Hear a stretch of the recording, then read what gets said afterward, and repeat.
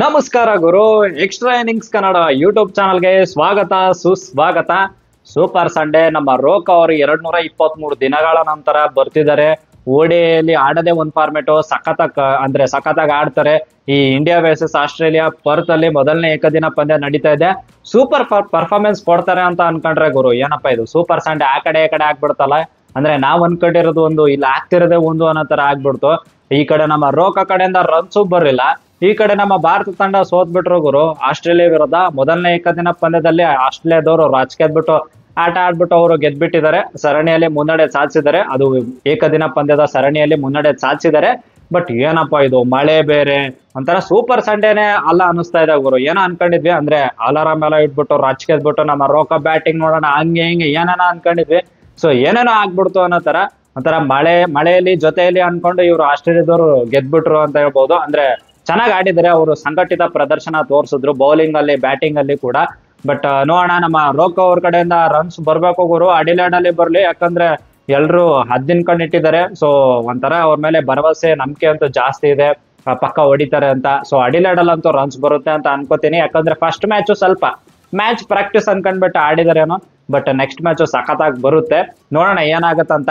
ಇನ್ನು ಪಂದ್ಯಕ್ಕೆ ಬರೋದಾದ್ರೆ ಪಟಪಟ ಅಂತ ಏನಾಯ್ತು ಅಂತ ನೋಡ್ಕೊಂಡು ಬರೋದಾದ್ರೆ ಗುರು, ಈ ಕಡೆ ಇಂಡಿಯಾದವರು ಪ್ಲೇಯಿಂಗ್ ಎಲೆವನ್ ನೋಡೋದಾದ್ರೆ NKR ಡೆಬ್ಯೂ ಮಾಡ್ತಾರೆ. ನಮ್ಮ ರೋಹಿತ್ ಶರ್ಮಾ ಅವ್ರದ್ದು 500th ಇಂಟರ್ನ್ಯಾಷನಲ್ ಮ್ಯಾಚ್. ಇನ್ನು NKR ಡೆಬ್ಯೂ ಮಾಡ್ತಾರೆ. ಡೆಬ್ಯೂ ಕ್ಯಾಪ್ ಕೊಟ್ಟಿದ್ದೆ ನಮ್ಮ ರೋಹಿತ್ ಕಾಕ ಅವರು, ಸಖತ್ತಾಗಿ ಎಲ್ಲ ಆಡಿದ್ರು NKR ಕೂಡ. ಆಮೇಲೆ ವಾಷಿಂಗ್ಟನ್ ಸುಂದರ್ ಆಡ್ತಾರೆ ಗುರು ಕುಲ್ದೀಪ್ ಅವ್ರ ಜಾಗದಲ್ಲಿ. ಬ್ಯಾಟಿಂಗ್ ಹೆವಿ ಡೆಪ್ತ್ ಇರ್ಲಿ, ಸ್ಟ್ರಾಂಗ್ ಮಾಡ್ಕೊಳ್ಳೋಣ ಅಂತ ಆ ತರ ಒಂದು ಮೈಂಡ್ ಸೆಟ್ ಇಟ್ಕೊಂಡು. ಆಮೇಲೆ ಈ ಕಡೆ ಮಿಚೆಲ್ ಮಾರ್ಷೋ ಟಾಸ್ ಗೆಲ್ತಾನೆ ಅಣ್ಣ, ಗೆದ್ಬಿಟ್ಟು ಸೀದಾ ಬೌಲಿಂಗ್ ಅಂತಾನೆ ಅಣ್ಣ. ಯಾಕಂದ್ರೆ ಮಳೆ ಗಿಳೆ ಎಲ್ಲ ಬರೋ ಚಾನ್ಸ್ ಇದೆ ಗುರು, ಸುಮ್ನೆ ಯಾಕೆ ರಿಸ್ಕ್ ತಗೊಳ್ಳೋದು, ಸೊ ನಾವು ಬೌಲಿಂಗೇ ಮಾಡ್ತೀವಿ ಅಂತ ಹೇಳ್ಬಿಟ್ಟು ಬೌಲಿಂಗ್ ತಗೋತಾರೆ ಈ ಕಡೆ ಆಸ್ಟ್ರೇಲಿಯಾದವರು. ಇನ್ನು ನಮ್ಮ ಭಾರತ ತಂಡದಿಂದ ಇಬ್ರು ಓಪನರ್ಸ್, ಒಬ್ರು ನ್ಯೂ ಕ್ಯಾಪ್ಟನ್, ಇನ್ನೊಬ್ರು ಹಾಲಿ ಕ್ಯಾಪ್ಟನ್ ಅನ್ನೋತರ ನಮ್ಮ ರೋಹಿತ್ ಶರ್ಮಾ ಮತ್ತೆ ಶುಭ್ಮನ್ ಗಿಲ್ ಇಬ್ರು ಬರ್ತಾರೆ ಗುರು. ಸಖತ್ತಾಗಿ ಓಪನಿಂಗ್ ಸ್ಟಾರ್ಟ್ ಮಾಡೋಣ ಅಂತ ಬರ್ತಾರೆ. ಇನ್ನು ಈ ಕಡೆ ರೋಹಿತ್ ಶರ್ಮಾ ಅವರು ತುಂಬಾ ದಿನ ಆದ್ಮೇಲೆ ಆಡ್ದಂಗೆ. ಸೊ ಬಟ್ ಏನಂದ್ರೆ ನಮ್ಮ ರೋಹಿತ್ ಕಾಕ ಏನು ಅಂತದ್ದೇನು ಟಚ್ ಅಲ್ಲೇ ಇಲ್ಲ ಗುರು ಅನ್ನೋ ತರ ಏನು ಅನ್ಸ್ತಿಲ್ಲ. ಯಾಕಂದ್ರೆ ಫೋರ್ ಎಲ್ಲ ಹೊಡೆದ್ರು, ಚೆನ್ನಾಗೇ ಬಂತು. ಬಟ್ ಇವ್ರು ಇದಾರಲ್ಲ ಗುರು, ಯಾರಪ್ಪ ಅಂದ್ರೆ ಏಜಲ್ವುಡ್ ಮತ್ತೆ ಸ್ಟಾರ್ಕು, ಮಗಂದ್ ಏನಪ್ಪ ಇವರು ಲೆಜೆಂಡ್ರಿ ಬೌಲರ್ಸು. ಲೈನ್ ಅಂಡ್ ನಮ್ಮ ಅಣ್ಣ ಏಜಲ್ವುಡ್ ಅಣ್ಣ ಅಂದ್ರೆ ನಮ್ಮ RCB ಬೌಲಿಂಗ್ ಮಾಡ್ಬೇಕಾದ್ರೆ ಫುಲ್ ಖುಷಿ ಆಗತ್ತೆ ಗುರು. ಹಂಗ ಏನೋಣ ಹಿಂಗೆಲ್ಲ ಮಾಡ್ತಾನೆ ಅಣ್ಣ ಅಂತ. ಅದೇ ಆಸ್ಟ್ರೇಲಿಯಾಗೆ ಏನಾದ್ರು ಬೌಲಿಂಗ್ ಮಾಡ್ತಿರ್ತಾರೆ ನೋಡಿ, ಒಂಥರ ಪಕ್ಕ ಅಂತ ಇರುತ್ತೆ ಲಿಟ್ರಲ್. ಯಾಕಂದ್ರೆ ಅಣ್ಣನ್ ಲೈನ್ ಅಂಡ್ ಲೆಂತ್ ಪ್ರಾಪರ್ ಇರುತ್ತೆ ಗುರು. ಮಲಗಿದಾಗ ಎಬ್ಬಸ್ಬಿಟ್ಟು ಬೌಲಿಂಗ್ ಮಾಡೋಣ ಅಂದ್ರು ಸೇಮ್ ಅದೇ ಲೈನ್ ಅಂಡ್ ಲೆಂತ್ ಅಲ್ಲೇ ಮಾಡ್ತಾನೆ ಅಣ್ಣ. ಸೊ ಕ್ರೇಜಿ ಬೌಲಿಂಗು, ಅದು ಬೌನ್ಸಿ ಪಿಚ್ ಬೇರೆ. ಅಣ್ಣ ಅಂತೂ ಕೈ ತೋರಿಸ್ತಾ ಇದ್ರು. ಸೊ ಸಡನ್ ಆಗಿ ನಮ್ಮ ರೋಹಿತ್ ಶರ್ಮಾ ಅವ್ರನ್ನ ಔಟ್ ಮಾಡ್ಬೇಕಾ, ಅದು ಎಡ್ಜ್ ಆಗ್ಬಿಟ್ಟು ಸೀದಾ ಸೆಕೆಂಡ್ ಸ್ಲಿಪ್ಗೆ ಹೋಯ್ತು ಗುರು. ಫುಲ್ ಬೌನ್ಸ್ ಆಯ್ತು. ಅಣ್ಣವ್ರು ಹಿಂಗ್ ಟಚ್ ಮಾಡ್ದಂದ್ರೆ ಹಿಂಗ್ ಬ್ಯಾಟ್ ಇಟ್ರು, ಸೀದಾ ಎಡ್ಜ್ ಆಗ್ಬಿಟ್ಟು ಸೆಕೆಂಡ್ ಸ್ಲಿಪ್ಗೆ ಹೋಗ್ಬಿಡ್ತು. ಇನ್ನು ಎಷ್ಟು 8 ರನ್ ಹೊಡ್ಬಿಟ್ಟು ಔಟ್ ಆಗ್ಬಿಡ್ತಾರೆ ನಮ್ಮ ರೋಹಿತ್ ಕಾಕ ಅವರು. ಇನ್ನು ರೋಹಿತ್ ಶರ್ಮಾ ಅವ್ರು ಔಟ್ ಆದ್ಮೇಲೆ ನೆಕ್ಸ್ಟ್ ನಮ್ಮ ಕೊಹ್ಲಿ ಕಾಕನೇ ಬರ್ತಾರೆ ಗುರು. ಕಿಂಗ್ ಕೊಹ್ಲಿ, ಗೋಟ್ ಆಫ್ ಓಡೆ ಅನ್ನೋ ತರ. So next level batsman number 3 ಅಲ್ಲಿ ಬರ್ತಾರೆ. ಮಗನ್ ಫಸ್ಟ್ ಗೆ ಹೊಡೆಯಕ್ ಸ್ಟಾರ್ಟ್ ಮಾಡ್ತಾರೆ. ಅಂದ್ರೆ ಒಂದ್ 2-3 ಬಾಲ್ ಚೆನ್ನಾಗಿ ನೋಡ್ತಾರೆ. ಆಮೇಲೆ 4ನೇ 5ನೇ ಬಾಲ್ ಹೊಡೆಯಕ್ ನೋಡ್ತಾರೆ. 4 ಎಲ್ಲ ಹೋಗಲ್ಲ. 7 ಬಾಲ್ ಆಡ್ತಾರೆ ಗುರು, 0 ರನ್ ಆಗಿರುತ್ತೆ. 8ನೇ ಬಾಲ್ ಇನ್ನೇನ್ ಹೊಡೆಯೋಣ ಅಂತ, 4 ಹೊಡೆಯೋಣ ಗುರು, ಸ್ಟಾರ್ಟ್ ಮಾಡೋಣ ನಾವು ಹೊಡಿಯಕ್ಕೆ ಅಂತ. ಯಾಕಂದ್ರೆ 0ನೇ ಇದೆ, ಸ್ವಲ್ಪ ನೀಟಾಗಿ ಹೊಡೆಯೋಣ ಅಂತ ಹೋಗ್ತಾರೆ. ಈ ಕಡೆ ಮಿಚೆಲ್ ಸ್ಟಾರ್ಕು ಅದೇ 4th ಸ್ಟಂಪು, ಅದೇ 5th ಸ್ಟಂಪ್ ಅನ್ನೋ ತರನೇ ಸೇಮ್, ಅದೇ ಒಂಥರ ಓಲ್ಡ್ ಸ್ಟೋರಿ ಅನ್ನೋ ತರ. ಅಂದ್ರೆ ಈ ಟೆಸ್ಟ್ ಅಲ್ಲಿ ಏನಾಗಿತ್ತಲ್ಲ ಆ ತರನೇ ಅನಿಸ್ತು. ಬಟ್ ಅದೇ ಹೊಡಿತಾರೆ, ಆದ್ರೂ ಇದು ಏನು ಸ್ವಲ್ಪ ಮೇಲೆ ಆದ್ರೂ ಹೋಗ್ಬೇಕಾಗಿತ್ತು ಗುರು, ದೇವ್ರೇ ಅಂತ ಬೇಡ್ಕತಿದ್ದೆ. ನೋಡಿದ್ರೆ ಅದು ಸೀದಾ ಕೈಗೆ ಹೋಗ್ಬೇಕಾ. ನನ್ನ ಒಂದು ಏನಪ್ಪಾ ನಮ್ದೇ ದುರಾದೃಷ್ಟನ ಏನ್ ಕತೆನೋ ಗೊತ್ತಿಲ್ಲ. ಅಲ್ಲಿ ನಮ್ಮ ಕೊಹ್ಲಿ ಅವರು ಡಕ್ ಹೋಗ್ತಾರೆ ಗುರು.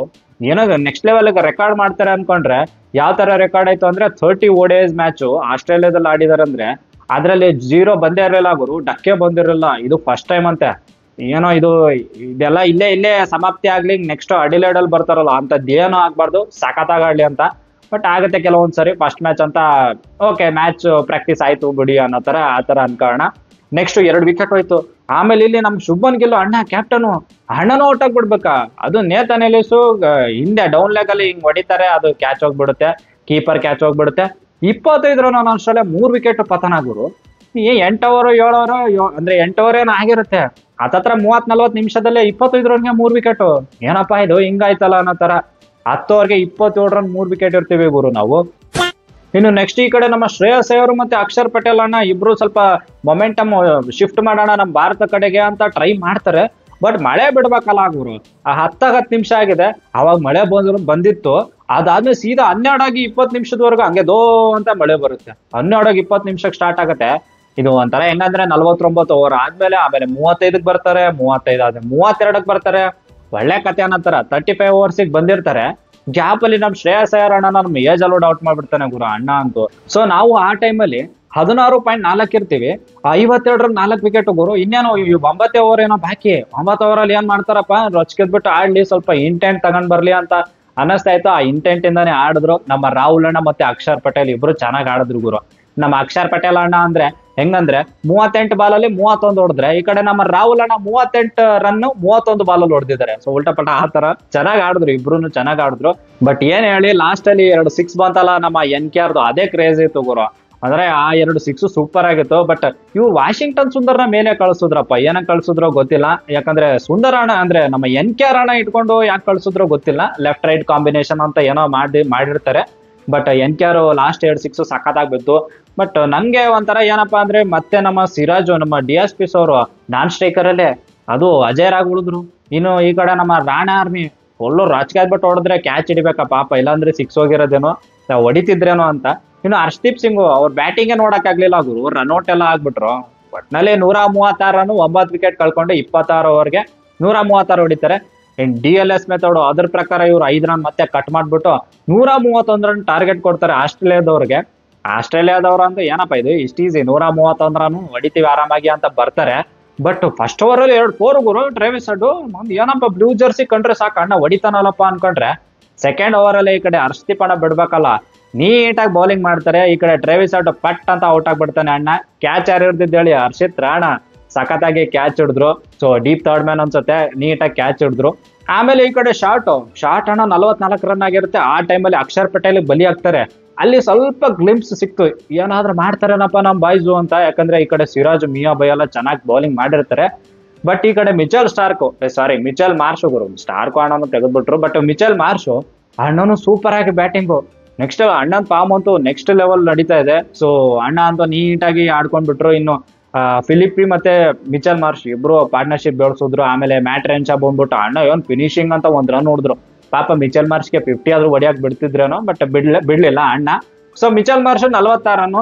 ಈ ಕಡೆ ಮ್ಯಾಟ್ ರೆನ್ಶಾನು ಎಲ್ಲ ಆಡ್ಬಿಟ್ಟು ಕೊನೆಯಲ್ಲಿ ಹಂಗೋ ಹಿಂಗೋ ಗೆದ್ಬಿಟ್ರು ಗುರು. 7 ವಿಕೆಟ್ ಗಳಿಂದ ಗೆದ್ರು, 5 ಓವರ್ ಬಾಕಿ ಇರೋಷ್ಟರಲ್ಲಿ ಗೆದ್ಬಿಟ್ರು. ಸೊ ಒಂಥರ ಏನು ಸಂಘಟಿತ ಪ್ರದರ್ಶನ ಆಸ್ಟ್ರೇಲಿಯಾ ಕಡೆಯಿಂದ. ಸೊ ಈ ಪಂದ್ಯದಲ್ಲಂತೂ ನಮ್ಮ ರೋಕ ಕಡೆಯಿಂದ ಏನು ನೋಡಕ್ಕಾಗ್ಲಿಲ್ಲ. ಆಮೇಲೆ ನಮ್ಮ ಬ್ಯಾಟಿಂಗು ಸ್ವಲ್ಪ ಆ ಕಡೆ ಆಯ್ತು. ನೆಕ್ಸ್ಟ್ ಅಡಿಲೇಡ್ ಅಲ್ಲಿ ಸ್ವಲ್ಪ ಕ್ರೇಜ್ ಆಗಿ ಕಂಬ್ಯಾಕ್ ಮಾಡ್ತಾರೆ ಅಂತ ಅನಿಸ್ತಾ ಇದೆ. ಯಾಕಂದ್ರೆ ಸರಣಿಲಿ ಆಲ್ರೆಡಿ ಅವರು ಮುನ್ನಡೆ ಸಾಧಿಸಿದ್ದಾರೆ ಗುರು. ನೆಕ್ಸ್ಟ್ ಮ್ಯಾಚ್ ಆ ಕಡೆ ಆದ್ರೆ ಮುಗಿದೇ ಆಯ್ತು, ಸರಣಿನೇ ಅವ್ರ ಕಡೆ ಆದಂಗೆ ಆಗ್ಬಿಡುತ್ತೆ. ಸೊ ನೆಕ್ಸ್ಟ್ ಮ್ಯಾಚ್ ಸ್ವಲ್ಪ ಕ್ರೇಜ್ ಆಗಿ ಬರ್ತಾರೆ ನಮ್ಮ ಭಾರತ ತಂಡ ಅಂತ. ಮಳೆ ಇರ್ಲಿ ಚಳಿ ಇರ್ಲಿ ಏನೇ ಇರ್ಲಿ, ನಾವು ನೀಟಾಗಿ ಆಡಿ ಪಕ್ಕ ಹೊಡಿತೀವಿ ಆಸ್ಟ್ರೇಲಿಯಾನ ಅಂತ ಅನಿಸ್ತಾ ಇದೆ. ನೆಕ್ಸ್ಟ್ ಮ್ಯಾಚು 1-2-3 ಜನ ಅವ್ರ ಕಡೆಯಿಂದ ನೆಕ್ಸ್ಟ್ ಲೆವೆಲ್ ಪ್ಲೇಯರ್ಸ್ ಎಲ್ಲ ಬರ್ಬೋದೇನೋ, ಬಟ್ ಸ್ಟಿಲ್ ನಮ್ಮವರು ರೊಚ್ಗೆದ್ ಬಿಟ್ಟು ಆಡ್ತಾರೆ ಅಂತ ಅನಿಸ್ತಾ ಇದೆ ಗುರು. ನೋಡೋಣ ಏನಾಗತ್ತಂತ. ಅಂಡ್ ಇವತ್ತು ಫುಲ್ ಅಲರಾಮ್ ಇಟ್ಬಿಟ್ಟು ರೋಕ ಬ್ಯಾಟಿಂಗ್ ನೋಡ್ಬೇಕು, ಪಕ್ಕ ಹೊಡಿತಾರೆ ಅಂತ ಯಾರು ಅನ್ಕೊಂಡಿದ್ರಿ ಅವರು ನೋಡ್ಬಿಟ್ಟು ಏನ್ ಅನ್ನಿಸ್ತಾ ಅಂತ ಕಮೆಂಟ್ ಬಾಕ್ಸ್ ಅಲ್ಲಿ ಕಮೆಂಟ್ ಮಾಡಿ. ಅಂಡ್ ಲೈವ್ ಅಲ್ಲಿ ಒಂಚೂರು ನೀಟಾಗಿ ಡಿಸ್ಕಸ್ ಮಾಡೋಣ ಇದ್ರ ಬಗ್ಗೆ ಅಂತ ಹೇಳ್ತಾ, ಈ ವಿಡಿಯೋ ನಿಮ್ಗೆ ಇಷ್ಟ ಆದ್ರೆ ಪ್ಲೀಸ್ ಲೈಕ್, ಶೇರ್, ಸಬ್ಸ್ಕ್ರೈಬ್ ಮಾಡೋದು ಮಾತ್ರ ಮರಿಬೇಡಿ ಅಂತ ಹೇಳ್ತಾ, that's it for the day. Bye, ಜೈ ಕರ್ನಾಟಕ. ಮತ್ತೆ ಭೇಟಿಯಾಗೋಣ. ನಮಸ್ಕಾರ.